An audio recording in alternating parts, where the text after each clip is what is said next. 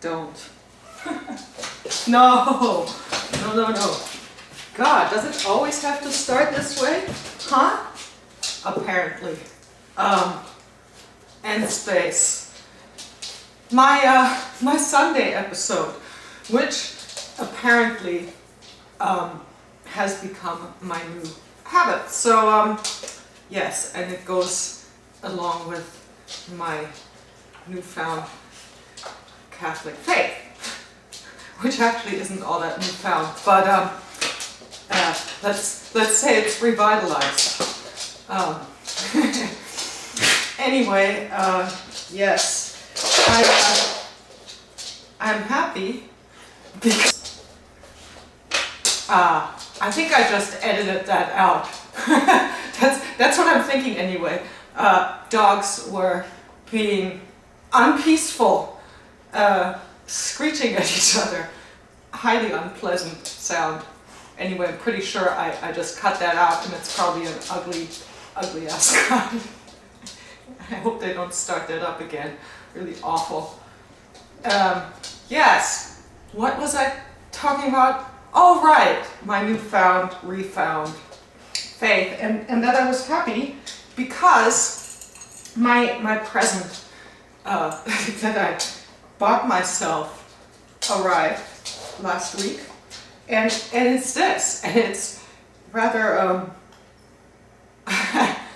I don't even know what to call that. It's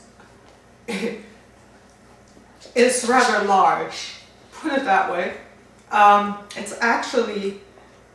It's also a little bit preposterous when you think about it, but I don't care. It's actually a replica of the cross that Pope Francis wears, and the reason for why I got that is because of a picture that I saw of him holding on to that, and it's wonderful for doing that. It's a really different experience from wearing just a little pendant for decoration. It's actually something that you can hold on to, which I love. I've hung it on this extremely flashy gold necklace because I had that gold necklace, and also I think it's very snoot. Also, it actually the gold and the silver together represent the Vatican coat of arms, which has two keys on it, one silver and one gold. So I figured, well, you know what, I have justification for this in terms of design. Admittedly, I figured that out after the fact, but that's okay.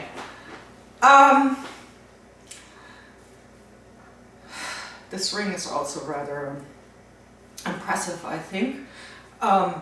It's actually a ring that an artist made, a really wonderful artist made this ring, and you can't really see it, you can't even see it looking at it up close. It's a bunch of people that are all intertwined with one another, and I think it works beautifully with the whole idea of one for all for one, kind of, and the interconnectedness of humanity, which ultimately we are somewhat interconnected, and well, not just somewhat, but we're definitely all connected, and that can be a good thing, and it can also be a very unfortunate thing, especially these days where it seems like worldwide there's so much suffering and so much dissonance and all that stuff, and where there's such doubt and confusion about truths and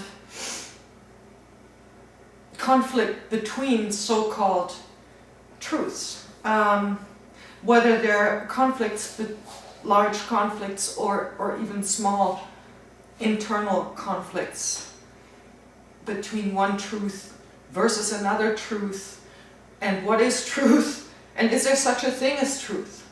And that's actually something that I've been thinking about of late, is the concept of truth and what that might mean, and what it means to me personally.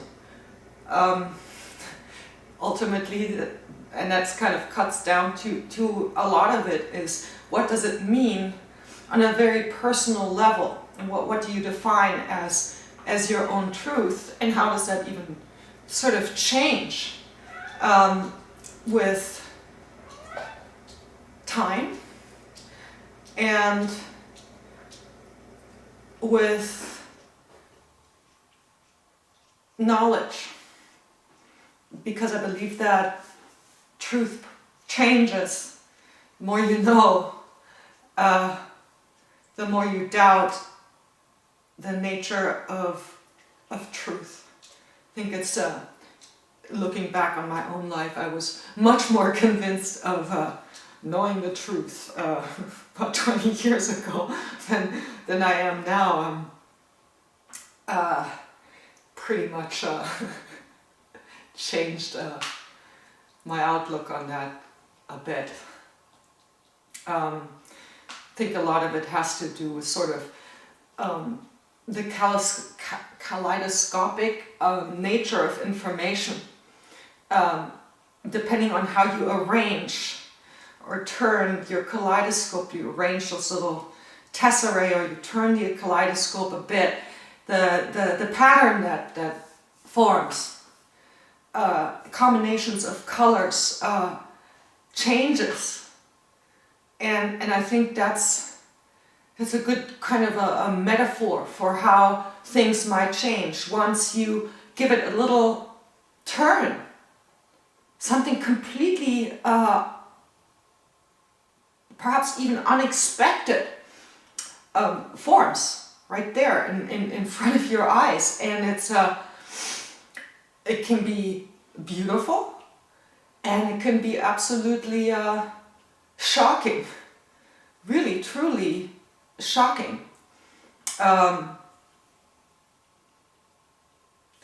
You don't know.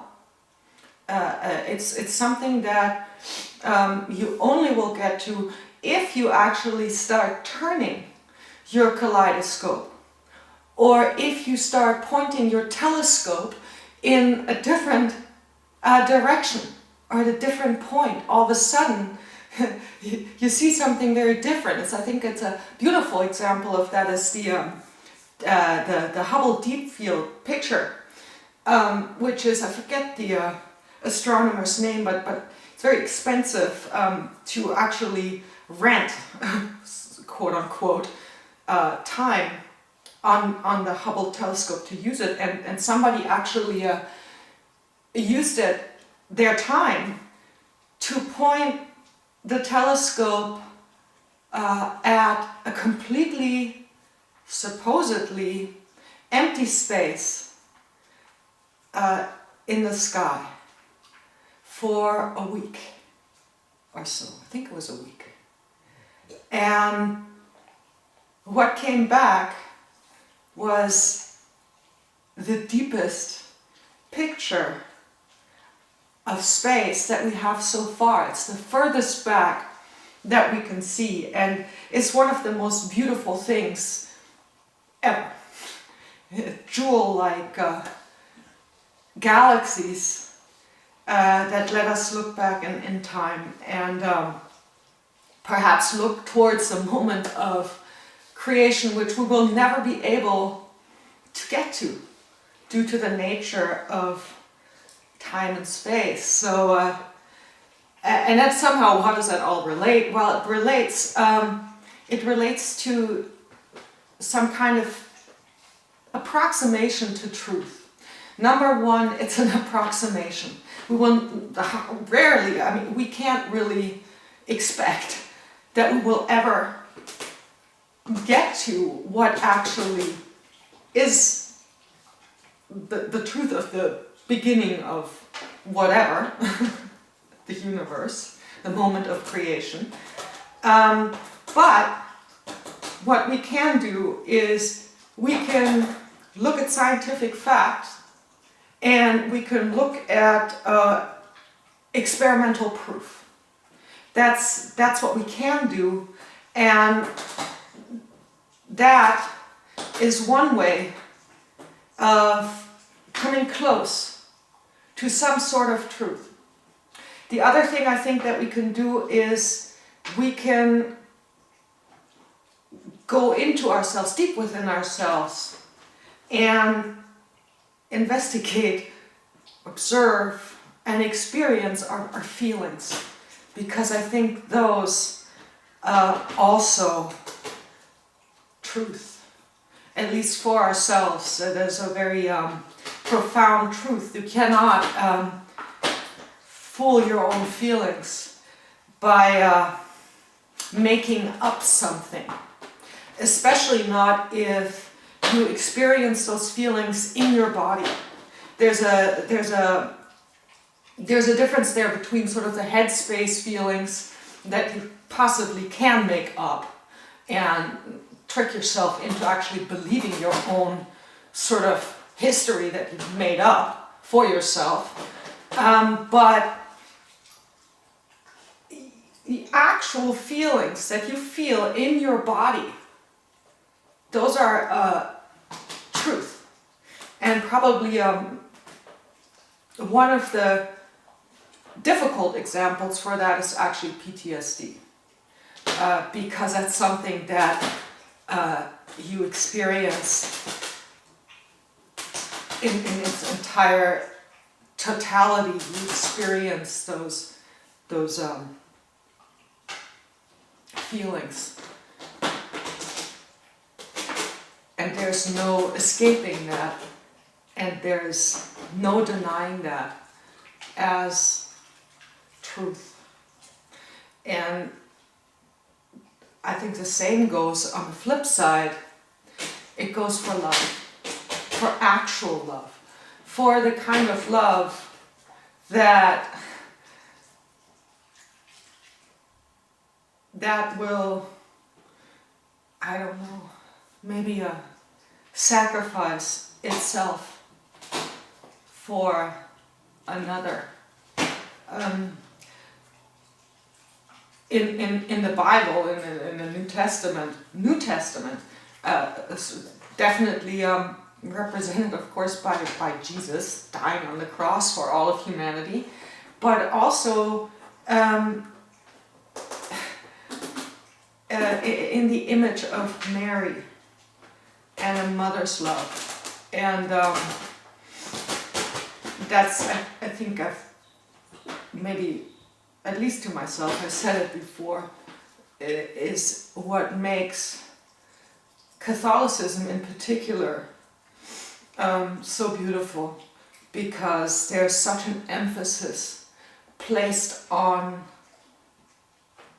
Mary and on the type of love that a mother can feel. And in its two most intense forms.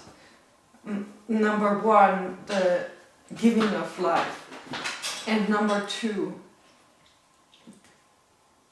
the potential losing of one's child's life. Which would have to be, I would imagine, the most difficult, worst thing that could ever happen, is for a parent to lose their child. And it's something that it should never happen. Never. And yet it does. Every day. And so often could be avoided. Wars, for example. Um, and I think it's a good thing, it's a wonderful thing that actually this summer Pope Francis has declared that the death penalty is no longer acceptable.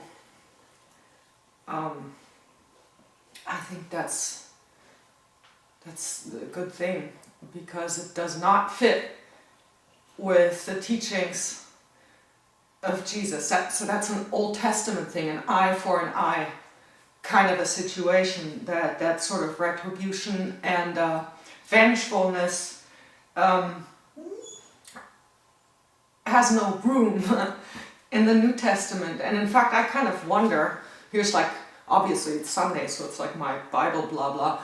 It's a strange thing to me that actually the Bible isn't completely separate, or the New Testament isn't completely separate from the Old Testament. The only kind of explanation I could come up for myself is that it's necessary to understand the historical, theological background that Jesus grew out of, because you need to understand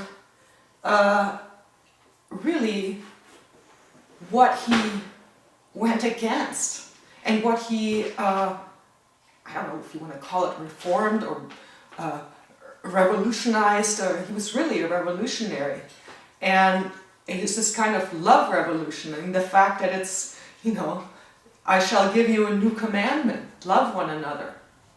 And once you have that, you don't need any of the previous 10. Because if you just love each other, all the rest falls into place. It's so simple.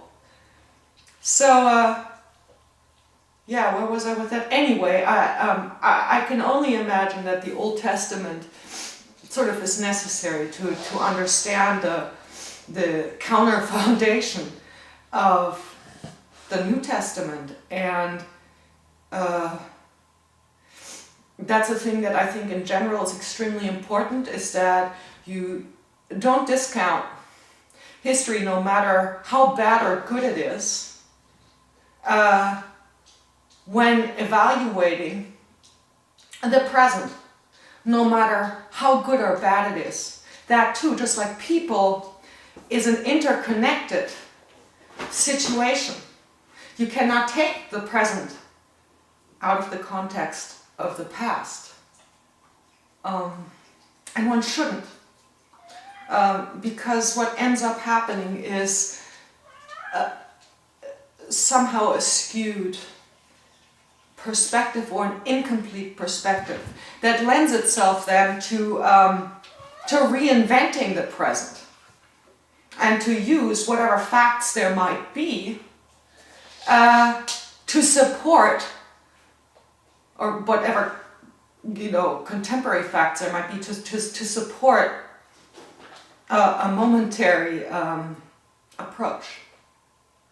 So I think it's important to never dismiss history, or disregard it, or not value it, or not understand that even that is incomplete. Which brings me back to, of course, the thought that there is really very little that we can actually define as truth outside of science / mathematics, and